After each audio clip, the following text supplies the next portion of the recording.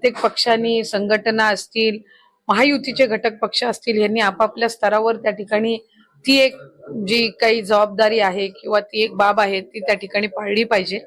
पण सोलापूरमध्ये साधारणपणे त्या संबंध कालावधीमध्ये ज्या काही घडामोडी झाल्या, नागरिक सुज्ञ आहेत, मतदार बंधू भगिनी सुज्ञ आहेत आणि ते योग्य लोकप्रतिनिधी निवडून देतील.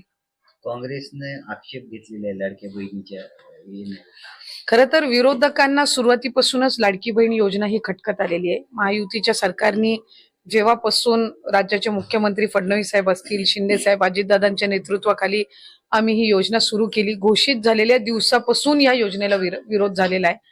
आणि खरं तर हे दुर्दैवी आहे. महिलांसाठी पहिल्यांदाच अशा पद्धतीची योजना आली. 1500चा आम्ही लाभ देत असतो आणि आता जवळपास वर्षभराहून अधिक कालावधी उलटून गेला ही योजना आम्ही राबवत असताना, ही योजना राबवत असताना आता ही एक रेग्युलर स्कीम आहे.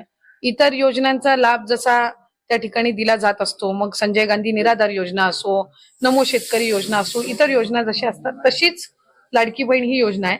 आणि आयोगाने त्या संदर्भामध्ये विभागाला विचारणा केली होती, मुख्य सचिवांना पण विचारणा केली होती.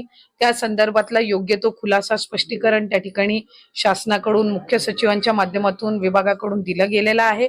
आणि आम्ही कुठेही आचारसंहितेचा भंग करून, कुठेही निवडणूक आयोगाने जी काही नियमावली दिलेली आहे याचं उल्लंघन करून काही आम्ही कुठलीही योजना राबवत नसतो. पण लाडक्या बहिणी लाभापासून वंचित राहता कामा नयेत या दृष्टिकोनातून महायुतीचं सरकार काम करत आहे. त्याच्यामुळे एखादी स्कीम जर महिलांना आनंद देणारी असेल, त्याचा लाभ जर गरजू महिलांपर्यंत पोहोचत असेल, तर विनाकारण 10 वेळा त्या गोष्टीवर आक्षेप घेऊन मला असं वाटतंय की आपण लाडक्या बहिणींनाच ते नाराज करत आहेत.